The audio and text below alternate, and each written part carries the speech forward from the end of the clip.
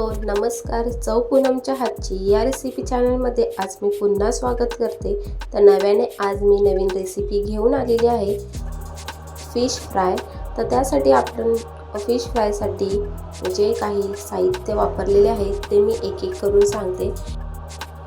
8 ते 10 मी लसूणच्या पाकळ्या घेतलेल्या आहेत, 2 ते 3 हिरव्या मिरच्या, 1 इंच आलं सोलून व्यवस्थित कापून घेतलेले आहे, थोडंसं बारीक आणि थोडीशी कोथिंबीर. ह्याचा आपल्याला बारीक असं पेस्ट करून घ्यायचं आहे. ही पेस्ट नक्की तुम्ही फिश फ्रायमध्ये नक्की वापरा. फिश फ्राय अगदी चविष्ट बनते. हीच आपली एक मेन ट्रिक आहे. अजून एक ट्रिक आहे, ती देखील मी तुम्हाला सांगते. तर असं मी व्यवस्थित धुवून फिश ही साफ करून धुवून वगैरे घेतलेली, आपली पेस्ट रेडी झालेली. धुवून झाल्याच्या नंतर आपल्याला ह्यामध्ये 1 ते 2 चम्मच जे आपण पेस्ट करून घेतलेली ती टाकून घ्यायची. चवीनुसार मीठ टाकून याला अगोदर व्यवस्थित मिक्स करून घ्यायचं आहे.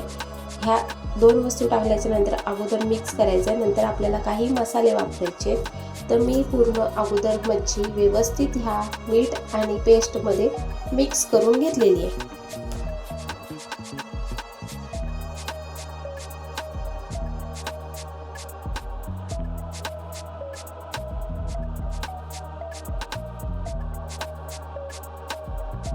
त्यानंतर आता मसाल्याचा वापर करायचा आहे. 1 चम्मच हळद टाकून घेतलेली आहे. तुमच्या चवीनुसार लाल तिखट मसाला टाकून घ्यायचा आहे. मी 1.5 चम्मच लाल तिखट मसाला टाकला आहे आणि थोडासा मसाला टाकून घेतलेला आहे. आता हे सर्व मसाले आपण मच्छीला व्यवस्थित मिक्स करून घ्यायचे. आतपर्यंत हे मॅरिनेट झाले पाहिजे असे मिक्स करून घ्यायचे. तुम्ही मच्छीला मधून 2 ते 3 असे चीर देखील पाडू शकता. मी विसरून गेलेली, त्यामुळे मी तुम्हाला व्हिडिओच्या मार्फत सांगते. त्याने मसाले आतमध्ये मच्छीला व्यवस्थित मॅरिनेट झाले असते आणि होतात. चव देखील आतल्या मासांना मस्त अशी लागते. तर सर्व मसाले मी मिक्स करून घेतलेले आहेत. त्यानंतर आपली ही सेकंड ट्रिक आहे, ती म्हणजे चिंच किंवा कोकम. याचं तुम्ही पाणी याला लावून व्यवस्थित मिक्स करून घ्या. मस्त मच्छीची चव आंबट तिखट अशी येते. तर मी अगोदर चिंच व्यवस्थित एका वाटीमध्ये याचा रस हाताच्या साहाय्याने काढून घेतलेला आणि पूर्ण व्यवस्थित आता पुन्हा मच्छी मी मिक्स करून घेते आणि याला कमीत कमी 15 ते 20 मिनटं मॅरिनेट करण्यासाठी ठेवून द्यायचं आहे.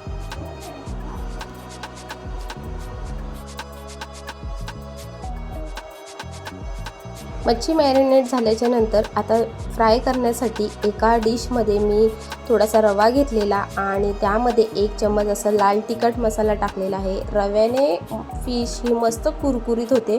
तुम्ही नक्की ट्राय करा. आणि रवा लावण्याची देखील पद्धत आहे, जेणेकरून वरचं आपलं रव्याचं स्टफिंग हे निघणार नाही.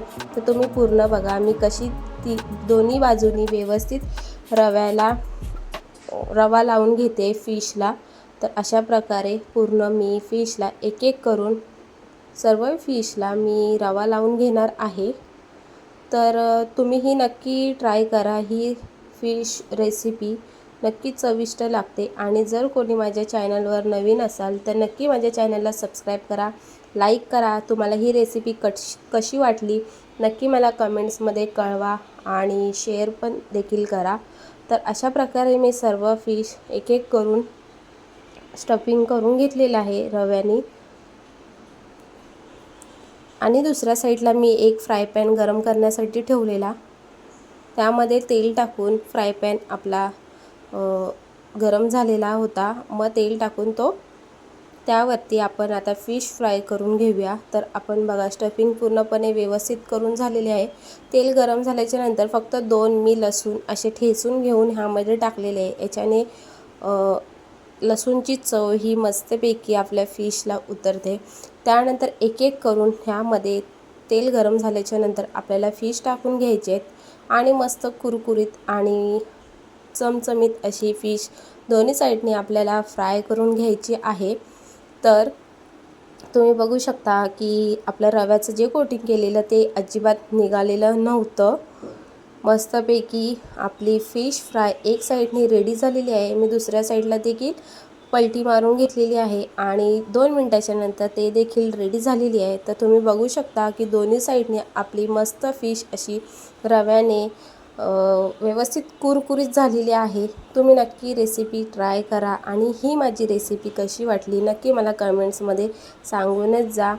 आता नवीन नवीन रेसिप्या मी तुमच्यासाठी शेअर करणार आहे। जर तुम्हाला कुठची अजून वेगळी रेसिपी बघायची असेल तर ती देखील तुम्ही कमेंट्समध्ये नक्की सांगू शकता। तुमच्या सांगण्याप्रमाणे नक्कीच मी रेसिपी तुमच्यासाठी शेअर करेन। तर हा व्हिडिओ माझा पूर्ण बघितल्याबद्दल सगळ्यांचे मनापासून आभार। तर असे मी सर्व फिश एक एक करून फ्राय करून घेतलेली, वरून थोडीशी कोथिंबीर सर्व करून घेतलेली आणि आपली ही फिश फ्राय ढोमी फिश फ्राय रेडी झालेली। तर तुम्हाला कशी वाटली नक्कीच कमेंट्समध्ये सांगा आणि थँक्यू सो मच माझा हा पूर्ण व्हिडिओ बघितल्याबद्दल। भेटूया आता आपण नव्याने पुढच्या रेसिपीमध्ये। तोपर्यंत काळजी घ्या आणि स्वस्त खा, मस्त रहा।